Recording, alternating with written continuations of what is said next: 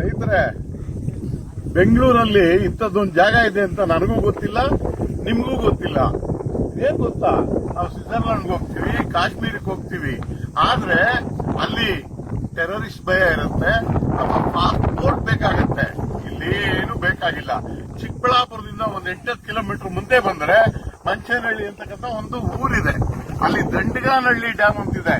ನೋಡಿ, ನಮ್ಮ ಸ್ನೇಹಿತರೆಲ್ಲ ಅದನ್ನ ತೋರಿಸ್ತಾರೆ. ಈಗ ಎಷ್ಟು ಚೆನ್ನಾಗಿದೆ ನೋಡಿ ಡ್ಯಾಮ್, ನೋಡ್ಕೊಳ್ಳಿ, ಎಂಜಾಯ್ ಮಾಡಿ. ಯಾವಾಗ್ಲಾದ್ರೂ ಬಿಡುವಾದಾಗ ಬನ್ನಿ. ಇದನ್ನ ಮತ್ತೆ ನಮ್ಮ ಸ್ನೇಹಿತರಿಗೆ, ಬೇರೆ ಎಲ್ರಿಗೂ ಶೇರ್ ಮಾಡಿ. ಯಾಕೆಂದ್ರೆ ಗೊತ್ತಾಗ್ಲಿ, ಎಲ್ಲೆಲ್ಲೋ ಹೋಗ್ತೀವಿ, ದುಡ್ಡು ಖರ್ಚು ಮಾಡ್ತೀವಿ, ಎಷ್ಟು ಅದ್ಭುತವಾದ ಜಾಗ. ನಾನಂತೂ ತುಂಬಾನೇ ಸಂತೋಷ ಪಟ್ಟೆ.